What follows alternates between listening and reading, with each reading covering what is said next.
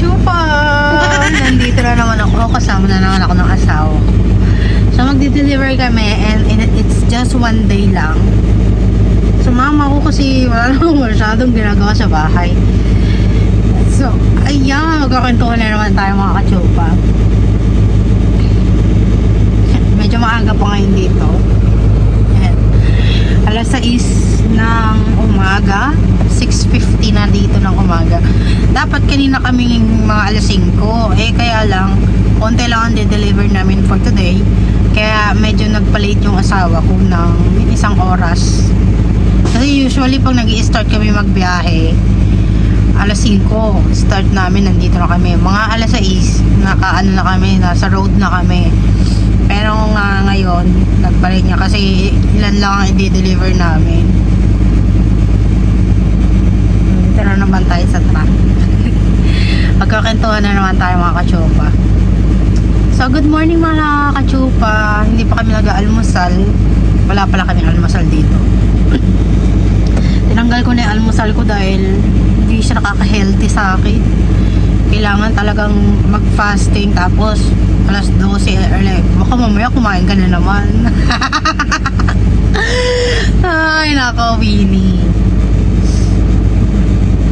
Pagka kasi nandito kami sa sa truck, tapos nadaanan namin yung quick trip na gas station dito. Bumababa kami dun kasi mas masarap din ang mga food nila doon. Meron silang sandwich, croissant ham with egg. Yun yung gusto ko lagi. And dapat pala nagbaon ako ng ng matcha. Sayang, hindi ko nadala yung mug ko. Dapat yung mug ko yung dinala ko. Mamadali kasi yung asawa ko. Next time. No? Ito lang yung nadala ko. Tubig, at saka yung stiko. Itong unan, pag masakit yung pet. Ito yung stiko. Ayan.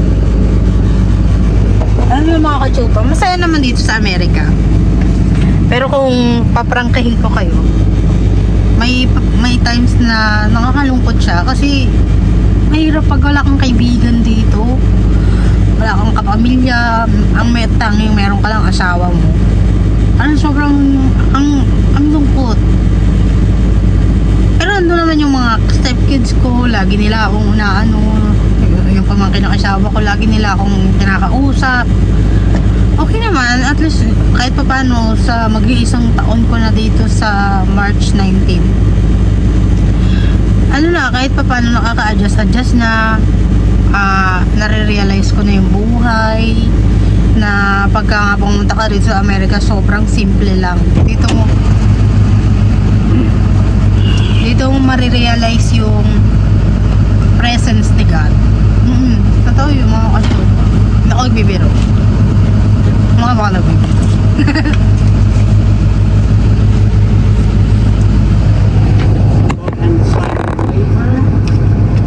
Magsasign pala ako ng waiver para in case na may mangyari, di ba? Sagot ako ng asawa ko.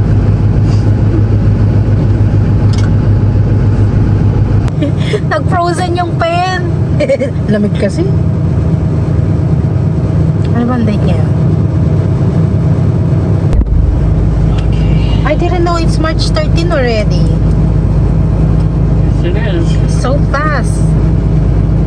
Diba? Ang bilis ng panahon.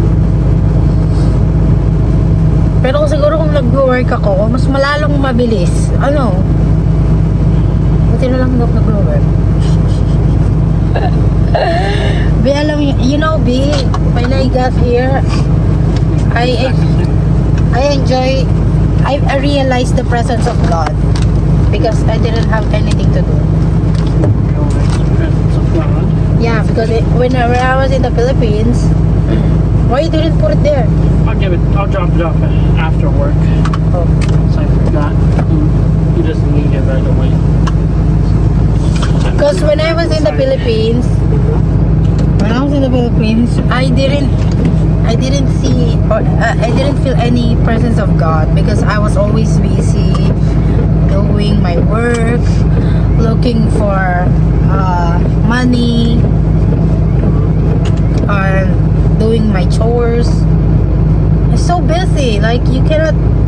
you cannot feel that, oh, there's a God, something like that, no? Yeah, there's a passage in the Bible. I don't remember how it says exactly, but it says something about how like I'm trying to remember what it says. Something about how like you should use money as a shield to build your fortress. But those who ignore money, their fortress will fall into ruin or something like that. So meaning that you should get money to like protect like your family, your loved ones, and all that stuff too. But when they say that if you don't, if you ignore it, it also saying that if you're so lazy and you didn't care, then it could destroy everything in your life. You know, so it's trying to say that you should work hard, get your money, but don't like Overdose. don't make it the center of your life. Don't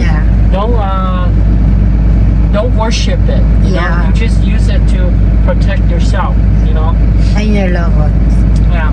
So if you're too lazy and you ignore money, you don't do anything, it's also bad too, because then you're just letting everything collapse. You're not making progress. Like I was telling Nick, if you're not making progress in God's eye, it's also bad too. Hey, what about me? I didn't have any progress. You're making progress. You're making progress in our life, in our house, in our family. Maybe you know someone comment to our video. Next time we do mukbang and then ask question to each other. One of my fans. Another interview? Yeah. I have fans already. Yeah. And then we're eating mukbang. You know mukbang? You mean ask questions while we're eating at the table? Yeah. I don't like to do the mukbang because my mom always watching me and I want my mom to diet. No? I don't think we're eating that. Yeah, and we're diet too. Maybe next time when we're done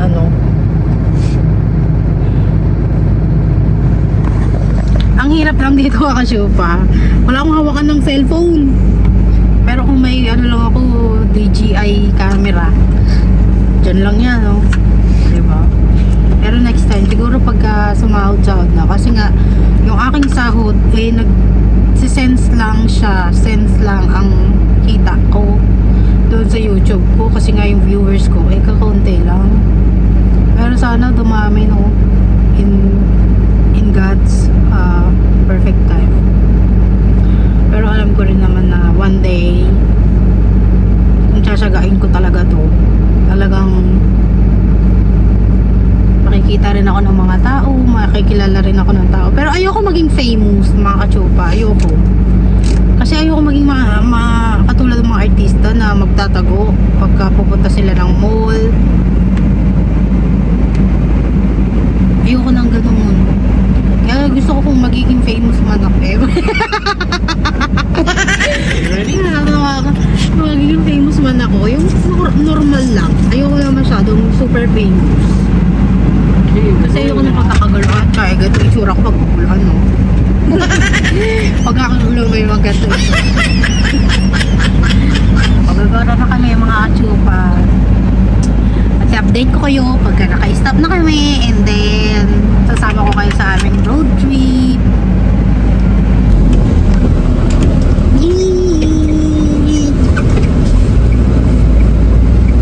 May malamig-lamig pa rin kahit papaano.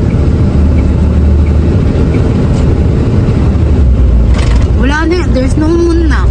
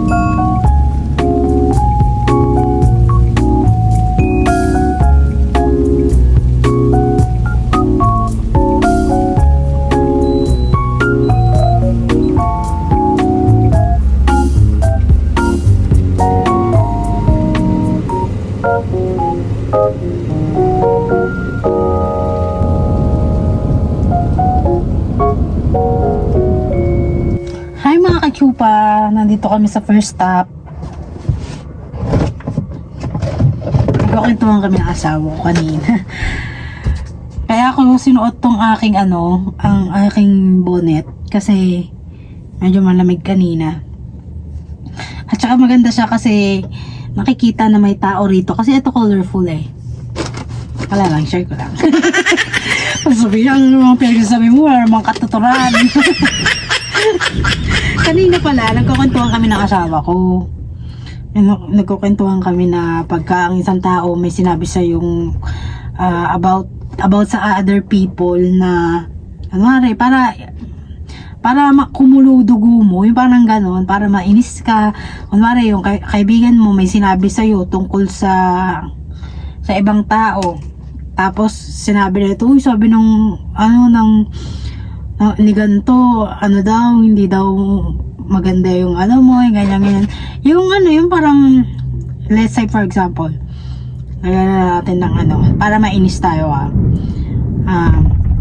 let's say for example, sabi na ito, yung vlog mo daw hindi maganda, ganyan, no? Ang pangit ng vlog mo, gano'n, walang kwenta. Syempre, di ba pagka nakakarinig ka nun, maiinis ka talaga, mga katsupa. Maiinis ka, magiging may masasabi kang masasama. Pero pagka na-embrace mo si Holy Spirit sa loob mo, marirealize mo na, hayaan ko na lang to. Kasi, para mainis pa ako, mga ganyan. Kaya dapat pag kami sinabi sa inyo isang tao, huwag nyo nang huwag nyo nang patulan. What we're talking about earlier, B? The one that, alam mo, nakakalimutan ko na pagka ganyan. I don't remember. It's gone. I don't know how we're talking about yeah. your family. Are you really you willing to drop everything just for me? Oh, that? Yeah. Well, if it makes sense, sure. Like I said, it has to make logical sense. If it makes logical sense, then I would. But if it doesn't make sense, then I would tell you why we shouldn't do that. And there's a better way. I gotta make a phone call. Hold on. Record. Are you willing to sacrifice, drop everything just for me to move in the Philippines? If we have nothing to lose, yes. Meaning that, like, if I'm already gonna retire in the future and there's nothing going on here, my kids are grown up, I don't work anymore, the business is not going well, and I see that the living in the Philippines is better, then yes, of course, it makes perfect sense. You know, a lot of people are retiring in the Philippines because they see a better option. Yeah. Because sometimes retiring in the U.S. is so bad because the healthcare system here, it's not good, it's so expensive, and especially when you're older, you can't afford it. Because if you pay for all your medical expenses, then you can't retire because all your retirement money is going to be gone. So that's why they go into a different country, so that way they can retire comfortably, also pay for their medical expenses. Huwag tara sa medical expenses. But it would also mean that if I do retire there, I would have to give up my Social Security benefits. What's that? Social Security benefits. I think SSI. those people, those foreigners that retired in the Philippines, they get their Social Security benefits too. I don't know. If you live on an extended visa, you might be able to get it. But if you what you would call it, apply for a Filipino citizenship, then you don't get it because you're no longer a U.S. citizen.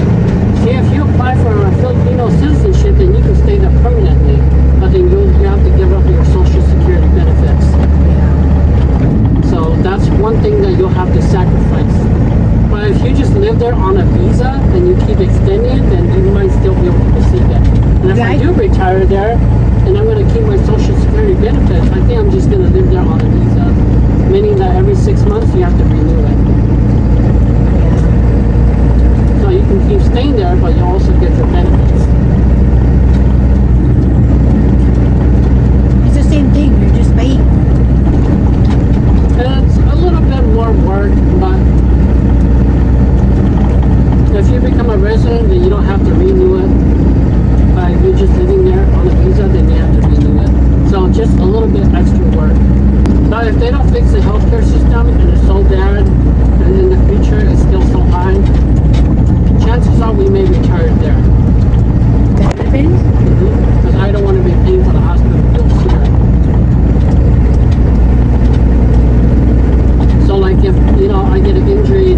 checkup, you know, I'm paying thousands of dollars. And that's just stupid. Yeah, you say bad words again. Stupid? Yeah. Stupid's not a bad word. Okay. Yeah. For me, it's a bad Like a word. couple of years ago, my dad hurt his knee, and then his knee was a little bit swelling. So we took him in to go see the doctor because he wanted to know if maybe his it's one of those cushions. It's in between your joints. I don't remember what it's called, but he was afraid that it might have burst. So we took him in, and all they do is they give an examination. It's maybe like 15 minutes only. X-ray. It's not even X-ray. They just examine it, and then they just say, "Oh, it's fine. It's just swelling." If it's more serious, they'll take an X-ray. But only that we paid like $400, and this was years back. If we count it on today's money, it's probably like $500. That's $25,000 for 15 minutes. That's why I say it's ridiculous. For 15 minutes, it should only be like $5,000. But $25,000, that's 5 times the amount that it's worth. So that's why I say our healthcare system here is ridiculous. It sucks. Nobody likes it.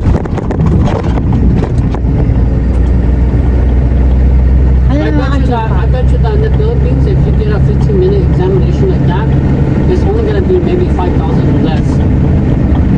There's nowhere near 25,000. 1,000 only. Yeah, that's why I said 5,000 or less. Or 500 pesos. Yeah, there's nowhere near 25,000. For 25,000, I'm going to slap somebody.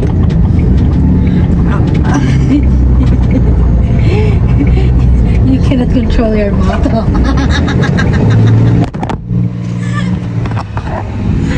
Because it's so ridiculous. I mean, doesn't that just make you angry? Yeah. It's ridiculous. Okay, stop talking about that. I get mad because they're doctors. They're supposed to help people. But what they are doing is they're not helping people. They're robbing people. Yeah. But They that's say, their they say ano eh. like, you want me to help you, then you're going to have to, you know, I'm going to have to chop your arm off, chop your leg off.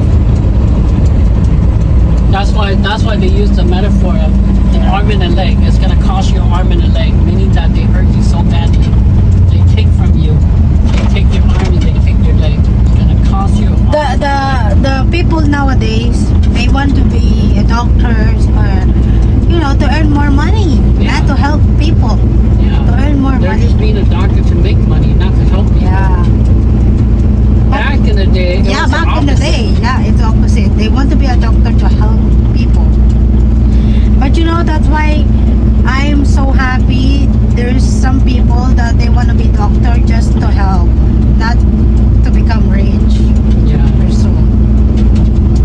I know some doctor doing that.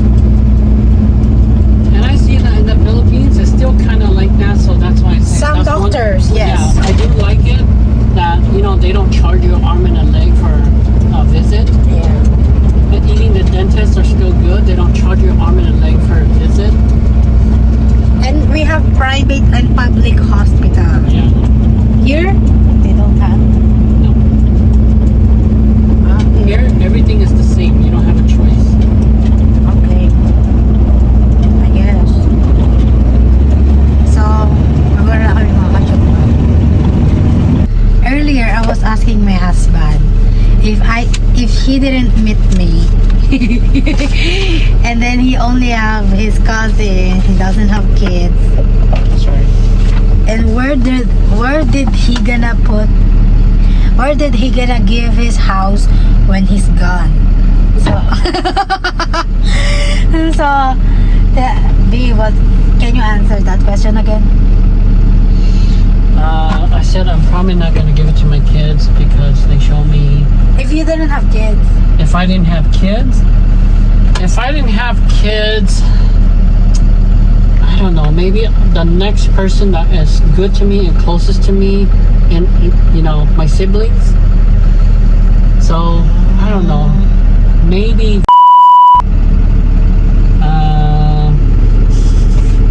but you know, you should edit all that out. Of course, I'm not gonna say the name. Yeah, you're gonna have to beep it. So what if you have kids? If I have kids and I see that my kids are grateful and they're working hard, maybe. But if they show me they're ungrateful and they don't work hard, then probably not. Because if I give it to them, they're not gonna take care of it. Because if you see their grandma's house, it's all broken because she doesn't take care of it. Because her husband gave it to her, and I don't know, they just don't take care of it. It's broken. It's most of it. It's all broken. So when you give to the wrong person, your house gonna be broken, right? Yeah, because they don't. If you take give care it of to the right person, your house gonna be good, maintained. Yeah, if you clean. give to somebody that they show that they're grateful, they're responsible, and they appreciate things, then they're gonna take care of it. When people don't appreciate it, they don't take care of it. Yeah, you're right about that. Eme lang. Wala lang, sinishare lang namin yung mga ano namin. Kasi nga, mga kachupa, yung... It's just kind of like every neighbor we go to, right? I always say to you that if you go to a neighbor and you see all the houses there and it's nice and it's neat, those are mostly guaranteed homeowners. That's why they take care of it, because they work hard and they earn it, so they appreciate it. But if you go to a neighborhood and you see it's so dirty, there's garbage everywhere, everything is broken, it's because they're renting. Yeah. And since it's not their house, they don't care. Yeah, So they don't take care of it. you're right about that. Nagchichikahan kami kanina rito, mga kachupa. Alam nyo naman, mga kachupa, pagka nagdadrive ka, kailangan mo chikahin yung asawa mo or yung kasama mo para hindi maantukin, di ba? So, nagchichikahan kami. Sabi ko, paano kung wala ako, hindi mo ko nakita? At, malapit ka ng kunin ni Lord, kanino mo ibibigay yung mga kayamanan mo, yung bahay mo, kotse mo, mga ganyan. Sabi niya sa sa taong kilala niyang mabait, appreciate, ang tawag doon, ma-appreciate siya, at masipag, hindi siya yung tamad-tamad. Kasi daw pag binigay mo, kunwari may anak ka na tamad-tamad, binigay mo yung bahay mo sa kanya, naku, yung anak mo, ang gagawin nun, ibibenta lang yun, or titiran yun hanggang masira. Ganun yun, mga kachupa, pagka binigay mo yung lupa mo or bahay mo sa taong hindi appreciative, tapos walang ganap sa buhay, wala, nag-ano lang yun, wala siyang wala kang makikitang future sa kanya. Yung bahay mo masisira, hindi nila ipapaayos yan. Dahil lang iisipin nila, hindi ko naman to bahay. Kahit na pinamana mo na sa kanila yon. No? Kasi mga ganun, mga kachupa, mga tao, iba-iba kasi mga tao ngayon. Kaya nga, maganda talaga na nasa iyo yung presensya ni God. Andiyan na naman tayo, sasabihin na naman, andiyan ka na naman kay God, maka-Diyos ka na, baka kunin ka na ni Lord. Alam mo, mga kachupa, hindi na ako natatakot kunin ni Lord. Actually, gusto ko nga yun eh. Charot lang.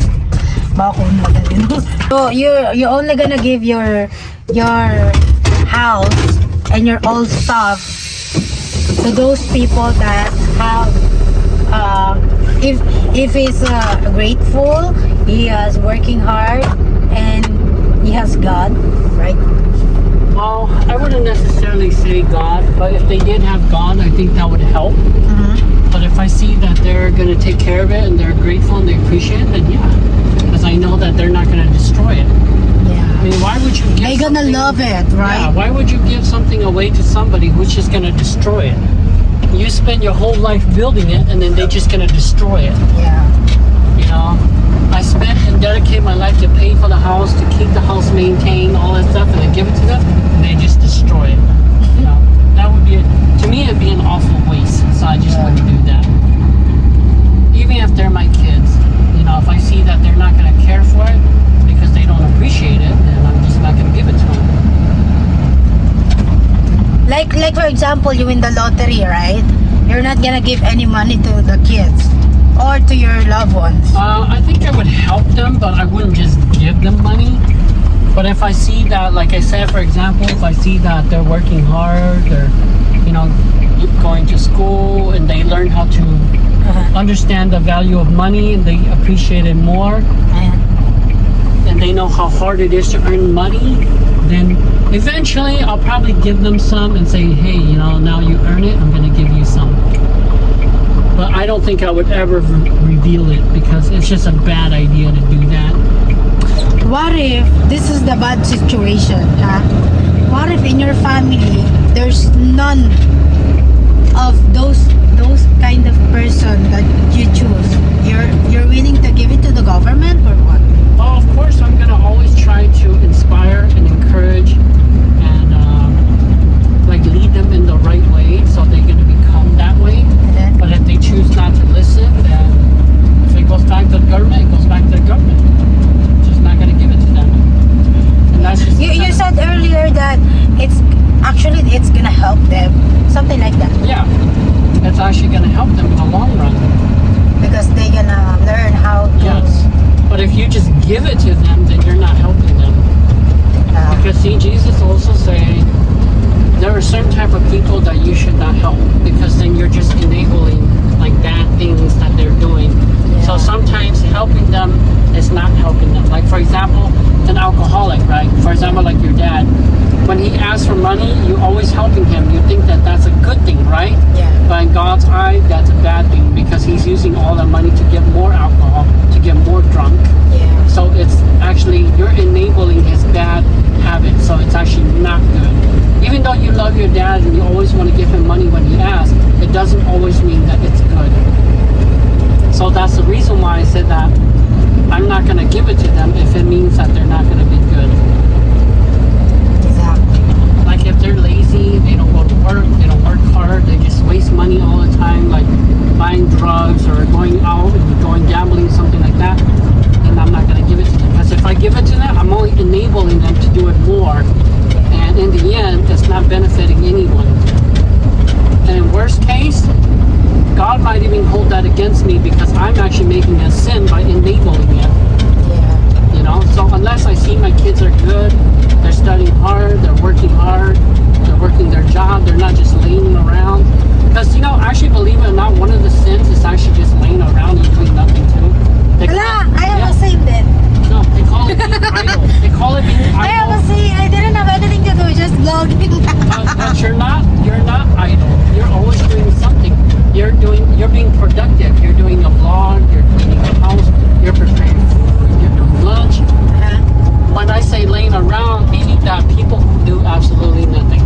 They just sleep all day, they get up, they lay around, they're like a couch potato. They just watch TV and then they go back to sleep, and then that's just how they live their life. Like there are people like that here in the United States, where they live in their mom and dad's basement and they just play video games all day, and then they eat and then they go to sleep. They wake up and then they watch TV and then they just do the same thing over and over. They don't go to work. They don't plan no future. They're not getting married. They don't do anything. No progress. So that's bad. That is actually bad. We don't think it's bad, but in God's eye, it is. Being idle is actually a sin. And idle for money. Idle as in like you're just standing still. You're still. It doesn't mean like idle for money or idle for objects. It's a different kind of idle. It's spelled I-E-L-E. That's idle for staying still, not doing anything, not moving forward, not making progress. Okay. You know, that's why Jesus also say work hard and enjoy the fruits. You know, if you're not working hard, you're not making any fruits. That's bad. Yeah.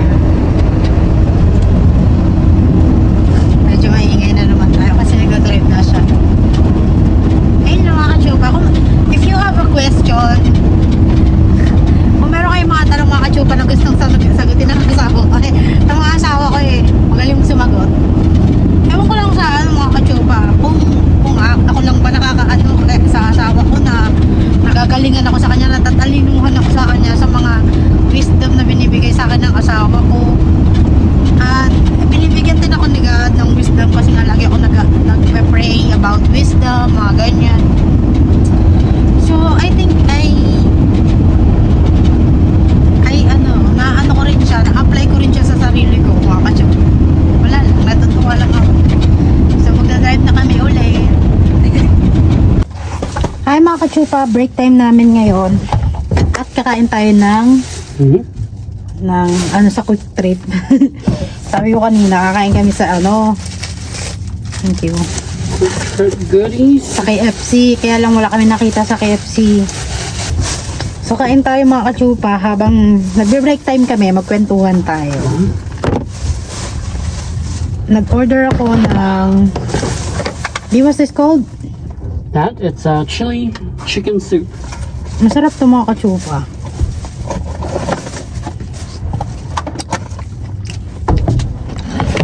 Nag-order din ako nito. Sarap.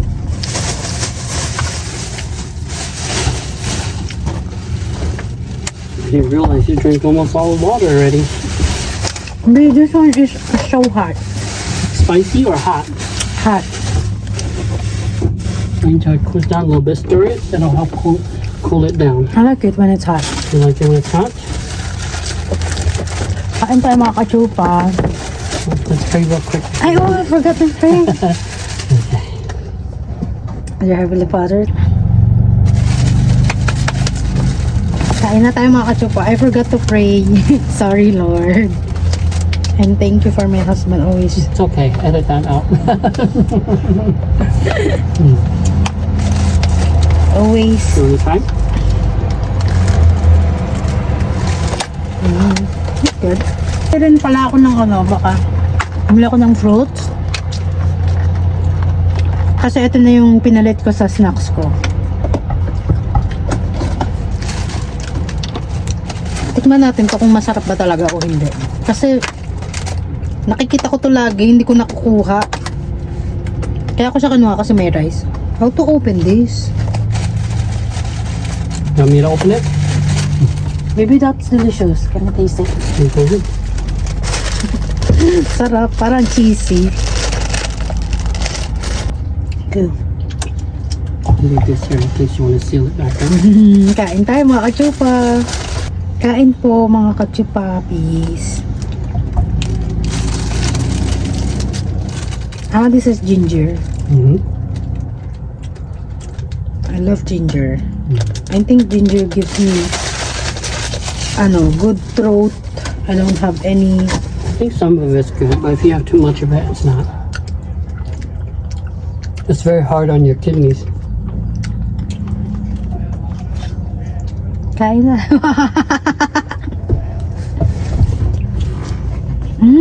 Good? Spicy? Not so much. Not spicy? Yeah. What? I'll try it later. Try adding some of that wasabi if you want it more spicy.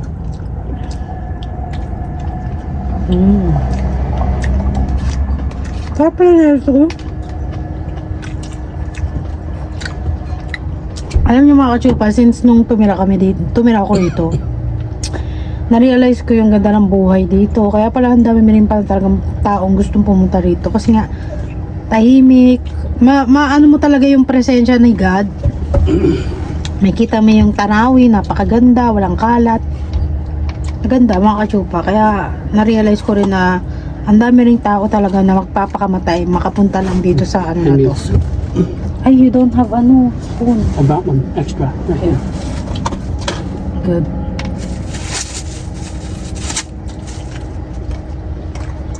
I think there's a fork in there too if you want. I have it from last time. That's okay, you can eat with that. It's good. Ano ba, what's the topic that we were talking earlier? Oh, wala na. We should have topic every time we're talking, we're eating. We were talking about my family. What? What am I gonna do? I guess because in your family you don't have somebody in the lead. So everybody doing their own thing. Yeah. Wala nga leader sa amin. Feeling ko, kanya-kanya kami. But maybe we should keep that private. That shouldn't be public. Yeah. When we're talking about our family, we should private. Talk to other people. That's private business.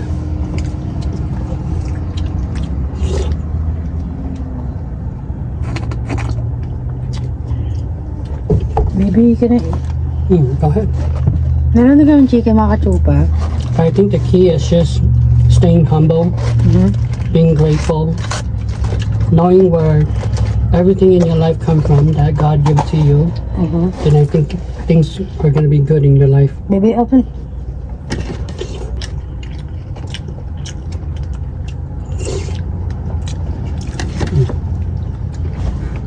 Put it over there.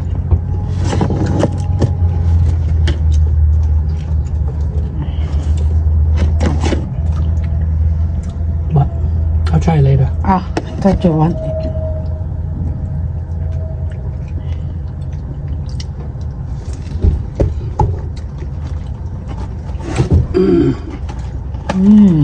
Here, I'll open your water for you.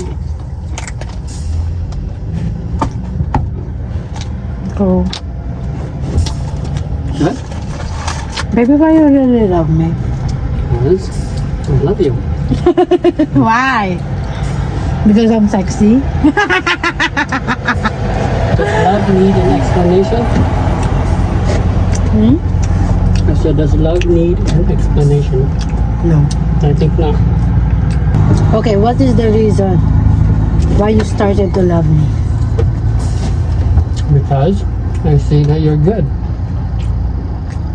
I'm very appreciative. I see that you're good in many ways, and you align a lot of things in you align with me. That's how I choose. Like how? Like how aligned to you? Like, for example, I'm usually grateful and appreciative. So I like somebody who's also grateful and appreciative. You know, I'm kind of humble in my own way, so I like somebody who's also humble. So when things start to align, then you start to build a bond for love, and then it's better. But when you have indifference, then the love is just not there. You know.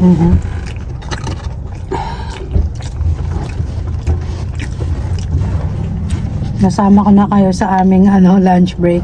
Okay lang makachupa, magutom na lang kayo. Sorry for my word. Let's eat mga kachupa. Habang pinanonood nyo to, kumain na rin kayo. Pero kung past 6 PM na, huwag na kayo kumain mga kachupa. I-skip nyo na tong vlog na to dahil kakain kami talaga. But I guess most important of all in the beginning is because you show me that it's important to you. You're willing to put in the effort. You know, it's a priority for you. So they also align with me because I'm that kind of person. But if I see that somebody is not, it's not so important to them, they didn't put effort, and it's not a priority for them, then I'm just not gonna waste my time because for me it's a priority. For me, I put in effort. For me, you know, it's important to me. So Looking a wife. Partner. So I just expect that whoever I select should reciprocate. You know what I mean? Because you always tell me in the beginning too that you know you reciprocate. And even now it's good because I'm providing for our family. I take care of everything so you don't have stress. And in return you reciprocate by taking care of our house, cooking us meals. You know, Baby, I like it when you appreciate me because in my past relationship, I don't think he appreciate me, what I'm doing. I don't think so. I think because some people are not there yet. It's a long journey.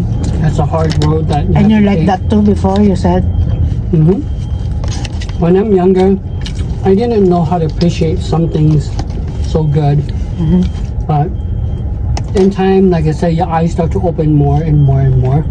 And then you just become better. Because then you know better.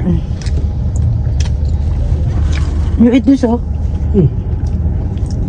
So that's what I was trying to tell Honey too, that now you may not like the idea, but it's so important that you have a guy that's older in your life. So he's gonna help you.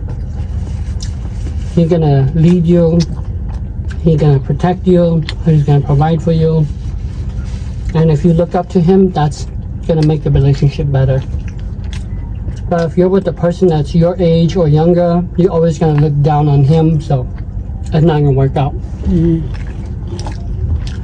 Who is your everything? Who's my everything? What do you mean? Who is your everything? Are you talking about people? If we're talking about people, then yes, you are my everything. But if we're talking about just like all existence, then yes, God is my everything. Oh, Because without God, we wouldn't be here, right? yeah, you're right.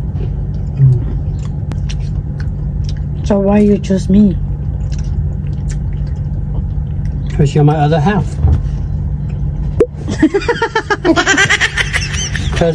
Because in the beginning, God took one of Adam's rib and turned it into Eve. So therefore, he's missing a part. So she became his other half, because I guess that's just how they explain it. It's not that God took half of him and turned it into Eve, but a part of him. Yeah. So that's why you can never feel complete until you find your partner. Then you're complete. But there's other women. They think that they are complete without men. Well, when you think that, you're gonna find out that you're wrong. Yeah. That's why a lot of people who don't have children, don't have family like that, can they truly say they lived a happy, fulfilling life that is like perfect? No, of course not. They can be in denial and pretend that they're happy, but they're not. Yeah. I mean, if you find the right person, you're gonna be fulfilled. Go ahead and give it to me. But if you're with the wrong person, then yeah, you're gonna be miserable. You will know. You put the sauce in here already? That's it. And then I eat it.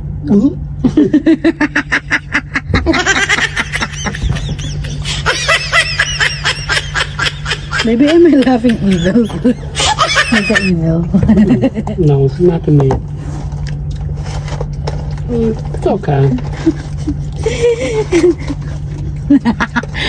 Nung isang araw, tinatanong ko yung asawa ko, babe, can you laugh? Different laugh. Say, how do you laugh? Something like that. That's my evil laugh. I think my laugh is just normal. But people think your laugh is like a witch. I don't think so. I think they're wrong. Mga kajuba, kanina para sinasabi ko sa asawa ko, you will know the Holy Spirit is in you when you started, every time you receive blessings or you realize something, you always thanks to God that God gave it to you. That's why you choose that kind of path, you choose that kind of mindset, you pick that kind of, you know. That's why I think Holy Spirit is in me, because every time I always figure out something or sharing something or good knowledge that I say, I always thank God, because God always give it to me. Kasi kung hindi ko pasalamatan si God, si Lord or si Jesus, kung hindi ko sila pasalamatan, para akong humble. No, mga kajupa, wala rin akong pinagkaiba sa pagiging humble. Kaya I'm always credit to Jesus and God, because they are really working on my behalf. Talagang gumagawa sila ng work kahit hindi man natin nakita. Hindi, kaya ano ko sa Bible na God handle everything, like control everything, even your life. God control it, right? Like you can just sleep and then not waking up tomorrow, because God give you that, you know. But I think God make me alive, still breathing, wake me up every day is because He knows that He still have plan for me in this earth, something like that. Ayan na naman tayo mga chupa. Mga iba mag-i-skip na yan sa video ko kasi sobrang haba na naman ang mga pagsasabi mo. Ay ka na naman, mga puro ka salita ng mga ganyan, puro ka kay God, ganyan. Actually, totoo, talagang pinapasalamatan ko. Nung isang araw, bumiyahe rin kami nito ng asawa ko. Isang araw lang din yun. Pero hindi na ako nag-vlog kasi nagbabasa ako ng Bible. Dinala ko yung Bible dito sa truck. Nagbabasa ako ng malakas para naririnig din ng asawa ko habang nagda-drive. And then, nung na-realize ko, you remember, I was crying the other day when we go deliver, and I was reading the Bible. I was crying. You know why I'm crying? Because I feel like I'm so happy because God bring me here in this country, not to the desert, no, not to the poor country, not to the, like, there's the trouble, there's a war, not in Ukraine, not in, Saudi Arabia, and I'm so happy. That's why I was crying, because I was talking to God that, God, thank you for all the things that you've done for me. Maluluha ka na lang mga kachupa pagka nakakausap ko lagi si God. Naluluha na lang ako ng, hindi ako malungkot I'm not sad but I figure out my eyes is crying. Even I cannot control. That's how you know you have a Holy Spirit. Nakita lang ako ng asawa ko, naiyak na lang ako. Sabi, binigyan niya ka tissue. I was asking me why I'm crying. And then I said, I'll tell you next time. Stay tuned. Come back next time. You'll figure out the answer. We will reveal it. No, Atabe, what's this? Beans? It's chili with chicken. It's mostly beans, yes. We have 6 minutes. Masarap na ito mga kachupa. Pag nabili kayo pag napunta kayo sa quick trip, try nyo to. Sarap. May beans siyang kasama. Imagine ko mga kachupa, if I didn't meet my husband, I think I'm still in the world, like, sinasamba ko pa rin yung pera. Oo mga kachupa, totoo yan wala akong time para magsimba, wala akong time nagpa-pray ako, pero hindi ko siya, parang nag-aas lang ako lagi kay God na, Lord, bigyan mo ko ng ganito, bigyan mo ko ng, pero never kong napasalamatan si God na, Lord, thank you sa lahat mga ginawa mo sa akin, mga ganon.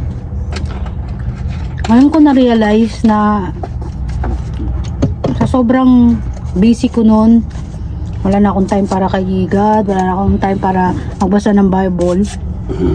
Wala, parang sinasamba ko pa rin talaga yung pera mga kachupa. Totoo yun Minsan nag-aaway pa kami ng mga magkakapatid dahil sa pera, sa pagkain, mga ganyan. Kung sino tutulong sa mga magulang ko, mga ganyan. Ngayon parang wala na. Nawala na siya. Lagi ko na lang pinagdadasal na, Lord, sana gisingin mo rin yung mga kapatid ko na sana hindi sila sumamba sa pera, hindi sila magkaroon ng idol sa pera, idoling the money, parang ganun. I always pray that. Pero alam ko naman ang prayer is pinaka mabisang paraan para, kasi mga kachupa, kung hindi ako ginising, alam mo, pinagsasalamatan ko yung supervisor ko, si Ma'am Andy. Shout out kay my Andy dahil nanonood sa aking vlog. Papasalamat ako sa kanya kasi kung hindi niya ako, one time tinanong niya ako anong ginagawa ko. So sabi ko, nanonood ang Jessica Soho. Sabi niya, naku, mai-stress ka lang dyan pag nanonood ka ng mga ganyan. Nung na-realize ko yung mga kachupa, recently ko lang to na-realize yung naging Christian na kami. Huwag ka manonood ng mga balita, huwag ka manonood ng mga Jessica Soho, mga ganyan, nakakatakot, mga kasi mai-stress ka, ipapasok mo siya sa isip mo, minsan hindi ka kakatulog dahil sa mga nakakatakot na pinapanood mo, mga ganyan, mga stress ng mundo, pinapasok mo sa buhay mo, sa pamilya nyo. Ang oras mo, paglaanin mo sa Bible, sa papupunta ng magandang church. Hindi naman sa actually mansion na church. Yung sinasabi ko maganda, mga kachupa, yung talagang may natututunan ka every time na pupunta ka doon, na unti-unti ka nagbabago, hindi yung pupunta ka lang doon para doon lang yung ganoon. Tapos pagkalabas mo na ng simbahan, wala na. Kasi ganun ang gawain ko eh. Totoo yan. That's what I'm doing before when I'm going to the church. Just go there and then sit there and then fall asleep there, and then when I go home, it's same thing. Like I cannot change. I'm not changing myself to be better. No, B? You hear me? Yeah. Yes, I can hear you. Go ahead.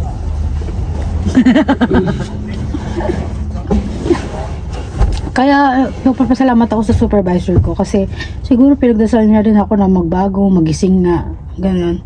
Kaya nung dumating ako dito sa point na to, nasa Amerika na ako, and I realized the presence of God, how they build this, how God gives snow, how God give a lot of trees here, and you know, a lot of people that I'm walking by, they are always smiling, hello, they say, it's crazy. I never experienced that in the Philippines. No? They don't do that? What do they do? And just look at you. You see? Right? And they're only gonna talk to you if they need something. Yeah. Here in the United States, it's normal. Smiling and saying Or they're hi, gonna scam you. kind of normal thing. Diba? They're gonna talk to you when they're trying to scam you. Or Like here we have scams too, but the percentage is much, much, much lower. It's probably in the single digits. It's maybe only 2 or 3%. yeah. Because most people are living a comfortable life, so they don't have to scam anybody. In your country, I understand, because everybody has their own struggle, so they're only thinking about their family and themselves. Naalala ko yung, You know. I remember my friend Ruby, they eating in the restaurant, and they say that what's that called? The one that every time they serve before the meal, what's that called? Appetizer? Yeah. They say the appetizer is free, right? But when they receive the receipt after they eat, the appetizer is is costly. Like they have a price. It's crazy, ha? 1,000. I was like, what? Oo, mga kachupa, ha? Kaya ako, hindi ko na pipiliin gumawa ng mga masasama. Kung gagawa ako ng masama para Did you kumita show ng them your pera. favorite pillow? You know what it is? I think it's a unicorn. Yeah. If I'm doing bad thing just to earn money, and then my business is gonna lose, I wouldn't do that. I wouldn't sacrifice it. Yeah, it's a bad idea. Yeah. But who knows? Maybe it's not the business owner idea. It's just the server. They're trying to get extra money or something like that. I don't know. But it's a bad practice. If you're gonna charge people, you should at least tell them that this is what we charge. If you're okay with it, then we're gonna give it to you. Well, ito sa Amerika, mga kachupa, maraming tao rito sa Amerika na hindi na pumupunta ng hospital. Bumibili na lang sila ng gamot. Ginagamot na lang nila yung sarili nila. Di ba, Pia? A lot of people here, they don't go in the hospital anymore because hospital costly. Yeah, And they they just- only go when they absolutely have to, and they have no other choice. Yeah. Yeah.